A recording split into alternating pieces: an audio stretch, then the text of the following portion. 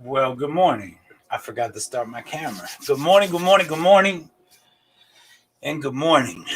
So, few things real quick. Next week, I'll be going up to Aroostook County, Northern Maine, and Lord willing, and speaking at a midweek service and possibly another service and a few Bible studies and prayer groups up there. So keep that in prayers. And then directly following that, come the 19th, actually on the 20th, the week of, and I'll put this in a written post as well, but the week of the 22nd through the 25th,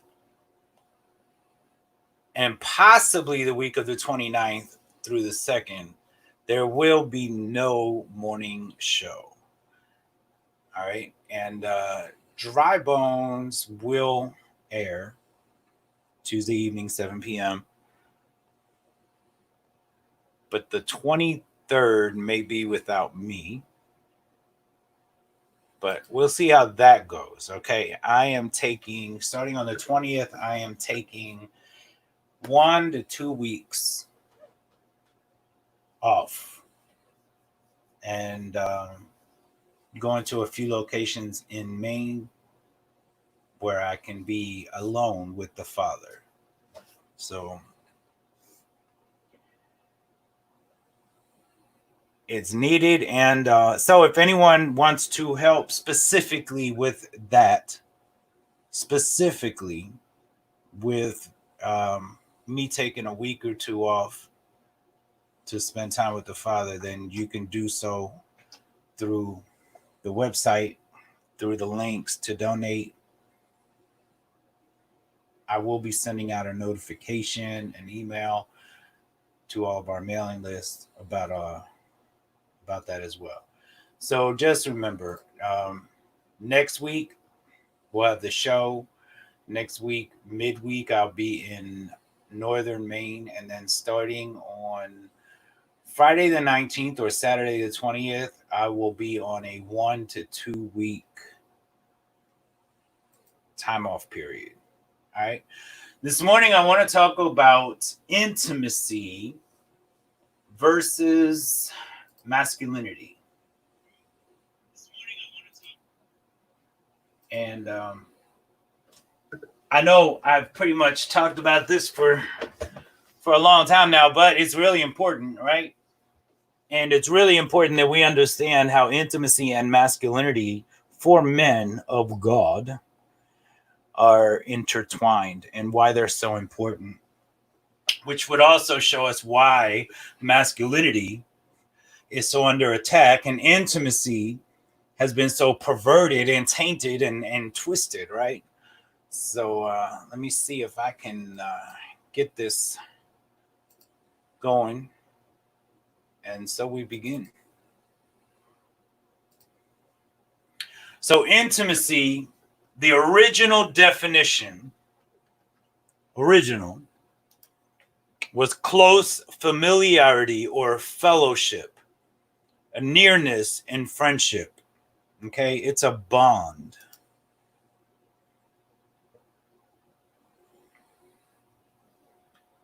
However, to look up intimacy now says that it's an intimate act, especially sexual intercourse. Really, it says especially sexual intercourse. And that is especially what intimacy is not. Intimacy is not sex. And sex is not another level of intimacy. intimacy is intimacy and sex is sex, two completely separate things. See, the noun intimacy comes from the Latin word intimare, which means impress or make familiar, which comes from the Latin intimis, meaning inmost. Intimacy is a close, familiar, and familial, family-like connection. Intimacy, into me see, right? Into me see. If you can see into me, we can share intimacy. That's basically what it is. Into me see. It's that bond. See, if you look up David Jonathan intimate, you see all types of horrible examples of intimacy, same-sex love between men in the Bible. Were David and Jonathan lovers? Folks, men of God are created to be, meant to be, and must be so secure in their own masculinity that they can share intimacy with other men. See, it's detrimental to our growth and the growth of your children and your grandchildren as well.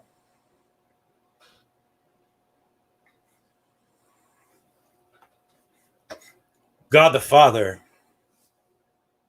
and God the Son, intimate.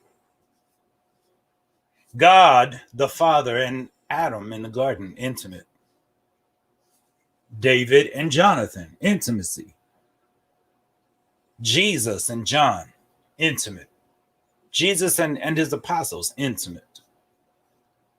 See, it's imperative that we learn, one, how to be masculine, which is to represent our God-given gender and creation, and how that masculinity is intertwined with two masculine men being intimate with one another. So how does intimacy and masculinity intertwine? So we have probably a lot of really good examples, and I want us to look, because masculinity is so under attack, I want us to look at a football locker room as an example, right?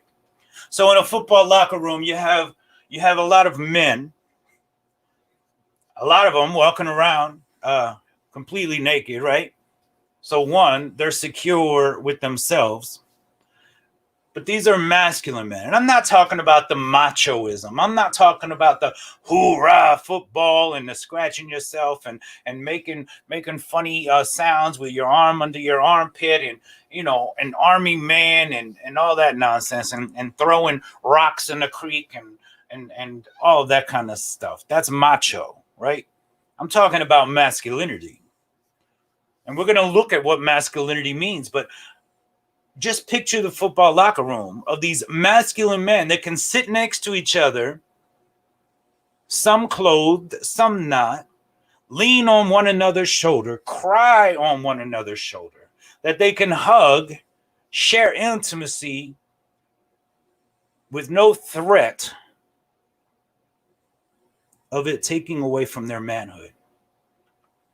See, men that are masculine, and again, not talking macho, have a security about themselves that allows them to be intimate with other men without even thinking it would be anything sexual, right?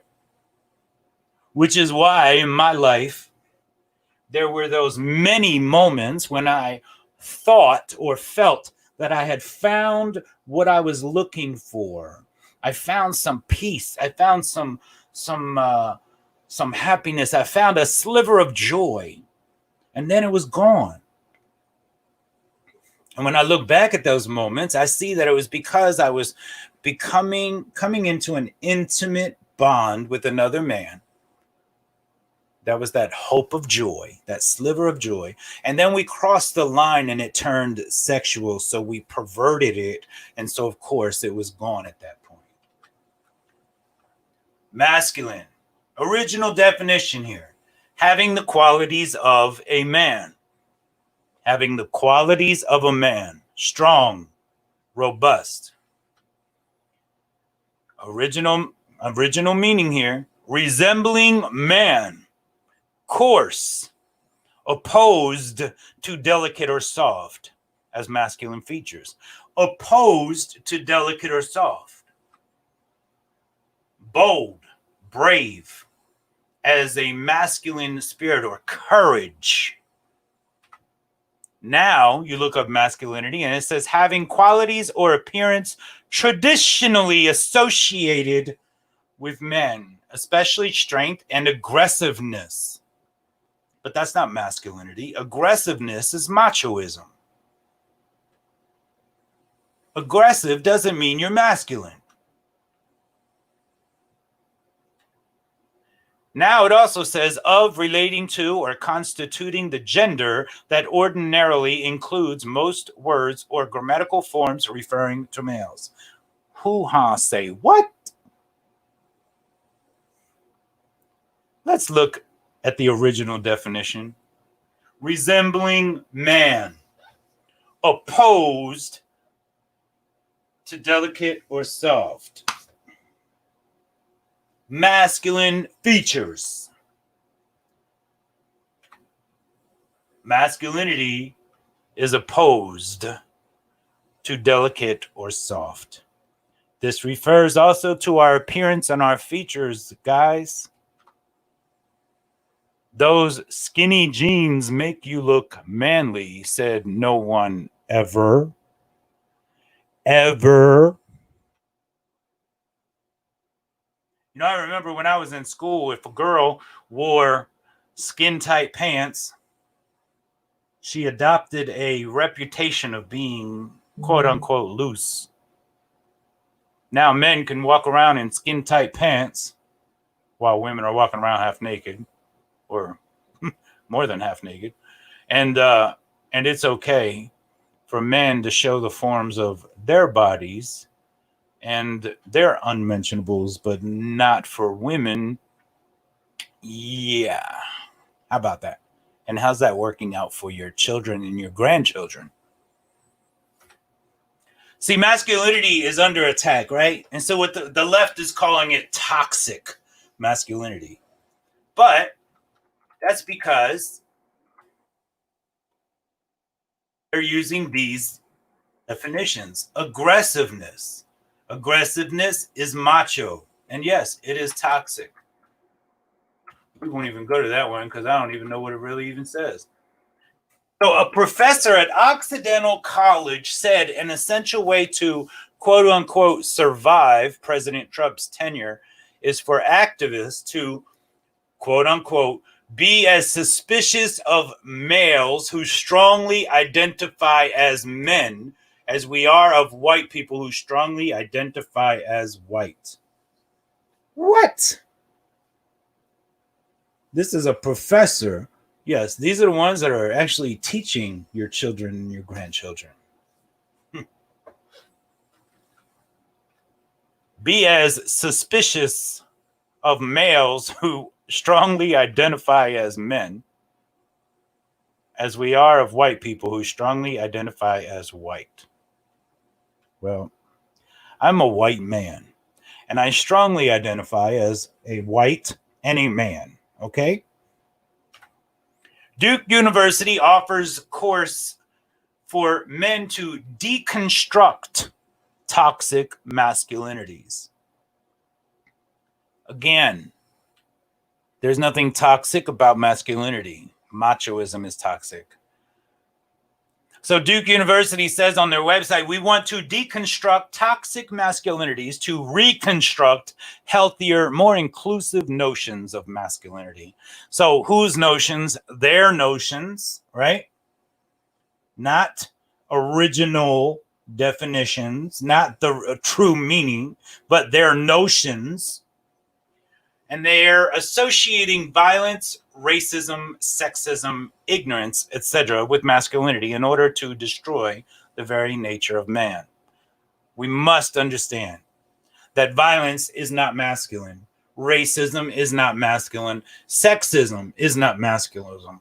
Ignorance is not masculine. Okay? A sociology professor wrote in a recent essay that masculinity itself may need to be undermined if feminists are to finish the gender revolution. Another one of those great professors. You keep sending your kids off. For one, you keep putting them on a little yellow school bus to hell, right, into the public school system, and that's only preparing them for when you send them off, and you pay for them to be destroyed, not just physically but spiritually. For the first time in its history, the American Psychological Association, the APA, issued guidelines to help clinicians improve the health of boys and men, declaring aspects of traditional masculinity as harmful. Well, we know the APA has been in on this perversion and this twisting of truth, right? At least since 1972, when they said that homosexuality was a sexual orientation. And then what about in 2012 when the APA said that pedophile was no longer a mental disorder, but a sexual orientation of an adult-child relationship? Yep, that's your American Psychological Association at work, y'all.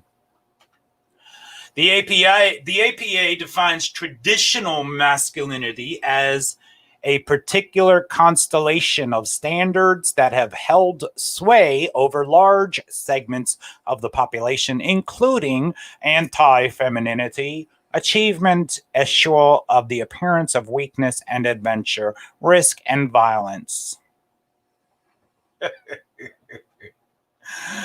The APA is completely full of idiots. But why? Why the great attack on masculinity? And this is to attack the very image that men of God were created to bear. Remember, created in the image of God, born in the image of Adam. Luke 19:10, for the Son of Man has come to seek and to save that which was lost. You know why this verse is so important? Because so many times when I first started this walk, right, I'd read the scripture and then I would hear it repeated in church services. And they would always say, for the Son of Man has come to restore those that were lost. But that's not what it says. It says, for the Son of Man is come to seek and to save, or to restore that which was lost. Yeshua, Jesus the Christ, came to restore that which was lost, not those. So what is that? That is the relationship of mankind and all of creation with its creator.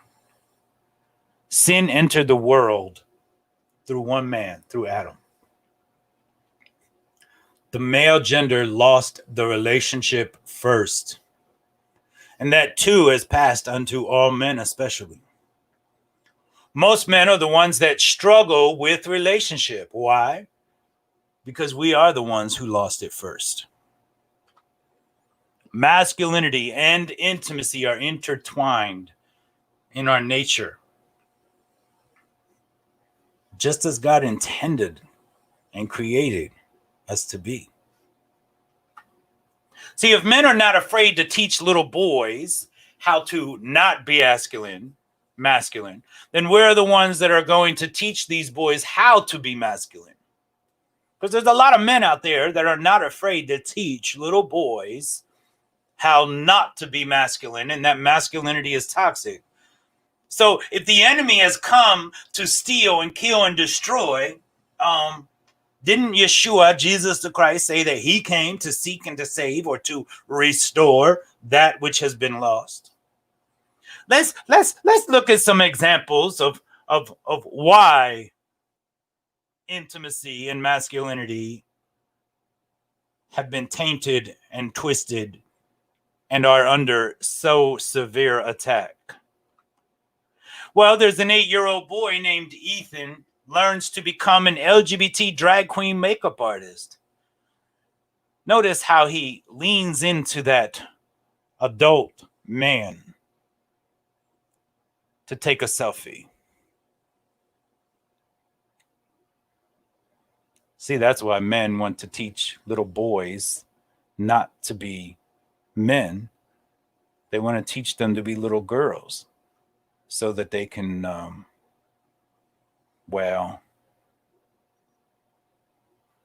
Ethan's mom said society needs to steer away from what is typically known as the gender roles and stereotypes and accept the fact that it's okay for boys to wear makeup to express themselves as an artist. This does not define his gender identity nor his sexual preference. He's just exploring and being a kid. That's not what exploring and being a kid is all about. So, in other words, Ethan's mom is a pimp, and she pimps her son out. How about these men? These men that come to gather in your libraries and in local businesses and in parks to read stories, twisted, demented stories, by the way, deviant stories, by the way, to your children and your grandchildren. But not only that, what about the parents that bring their children in, or should I say sacrifice their children?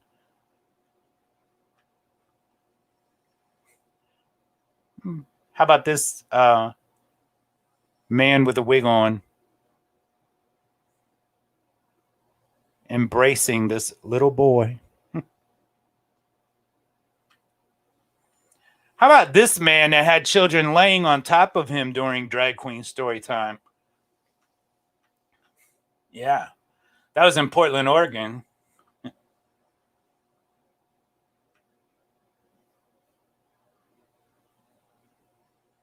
Yeah, he had, and he looks like some kind of demonic clown. You ever wonder why it's so obvious that the demons don't even have to hide anymore?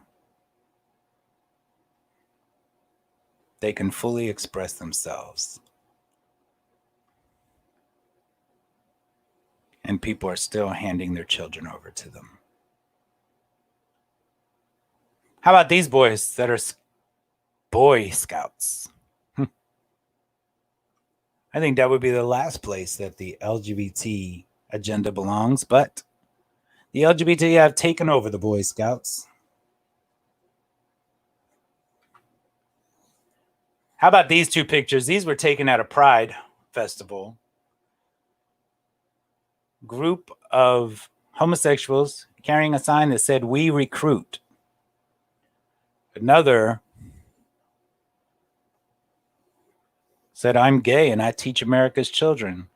So we recruit. How do we recruit? We teach your children.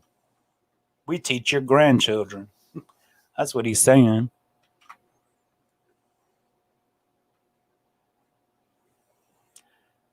Need I say anything? We recruit. How do we recruit? We adopt children.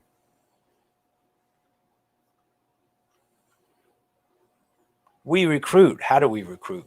We go out naked in public and expose ourselves to children. Or we convince children to, little boys, to put on a dress and dance in the middle of the street. Look at the adults' faces looking at that little boy. None of them are smiling like, "Wow, isn't this amazing?" They're looking at this little boy like, what the hell is wrong with this boy's parent? Well, that boy's parents, that would be Desmond in the very beginning. And that boy's parents are pimping him out too. What are children being taught here? See the children behind the men walking human beings on leashes?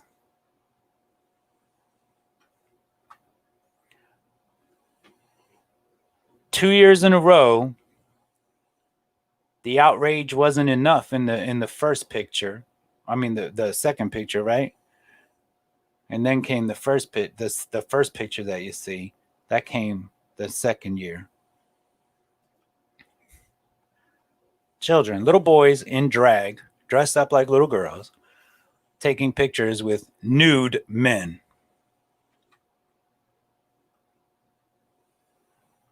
This is the agenda. Sexualized kids are trendy. At 10 years old, he can't drink, he can't smoke, can't gamble, he can't buy porn, he can't vote or serve in the army. But thanks to progressivism and a pile of bad parenting, he can decide he's gender fluid and make himself a sex object for pedophiles. This is Jack, by the way, not Ethan, another confused, broken little boy. He's 10 years old and has more than 300 followers on social media. So how about we drag those queens away from our kids and out of our libraries?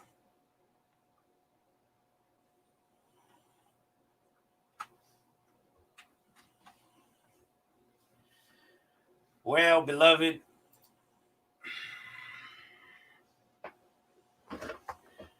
let me say this too as well. My agenda is not going to change. Okay? My agenda is not to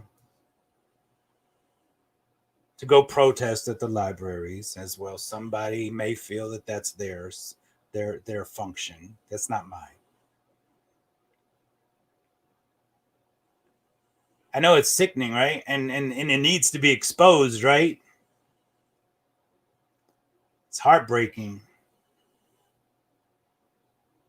It's also maddening and sickening. But my agenda remains the same. To reach into the flames, grab a hold of those men dressed up like women, trying to indoctrinate and recruit your children and your grandchildren. My agenda is to reach into the flames and grab a hold of them and yank them out and introduce them to Yeshua, Jesus the Christ, through word, through deed, and through action. That's my agenda. That's my function. Because I can tell you that many of them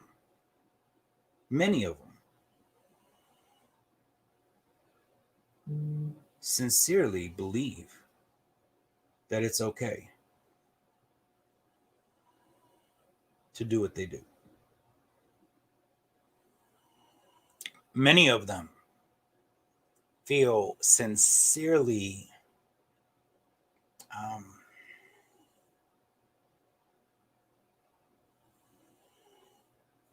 at ease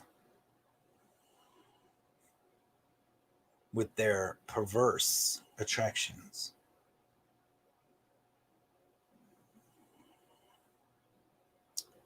I'm giving it to you raw. How do I know? Because I once was one of them.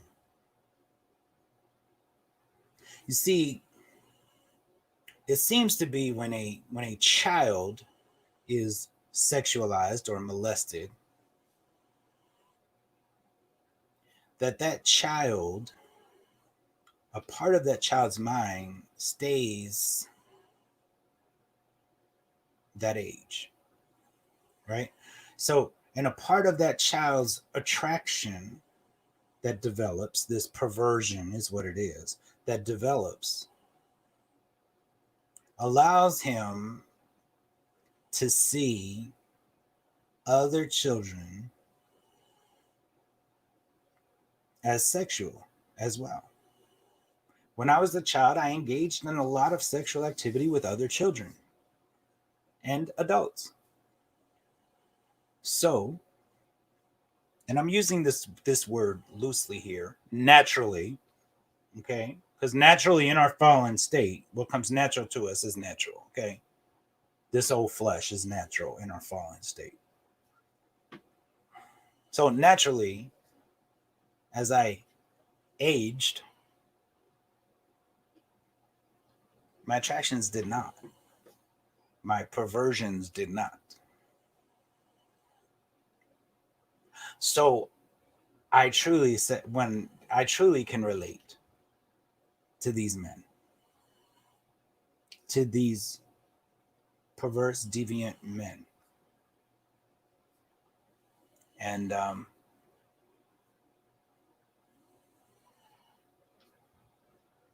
so my function is to reach these men and reach out to these men and introduce these men to Yeshua, Jesus the Christ, so that they too can experience freedom and intimacy with their Creator, with their Father. That's it in a nutshell.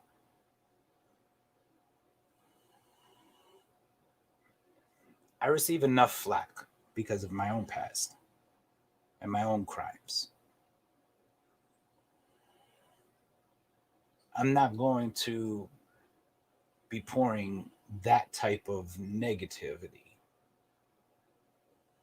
onto these men. Do they belong in the schools? Absolutely not. Do they belong in the libraries? Hells to the no.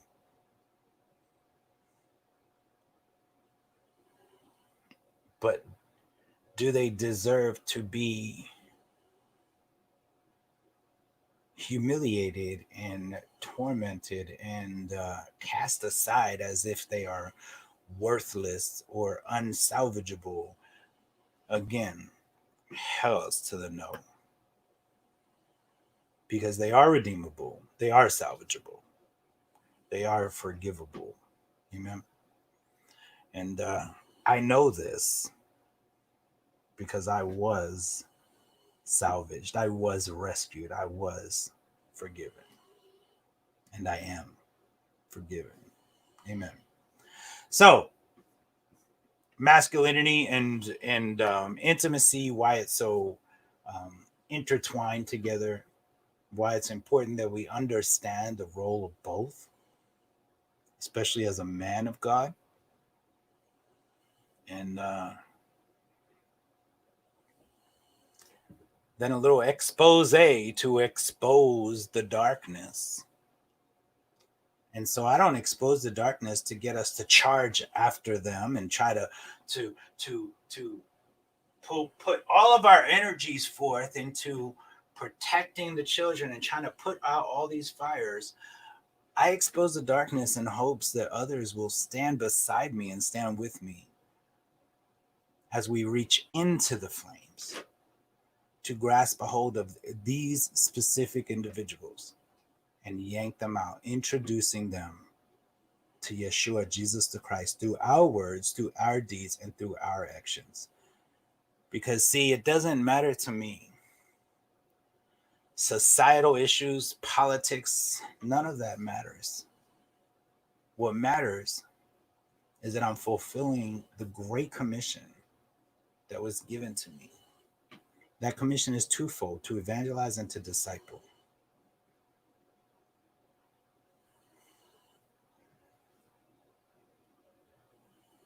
You're fine, Holly. You are just passionate.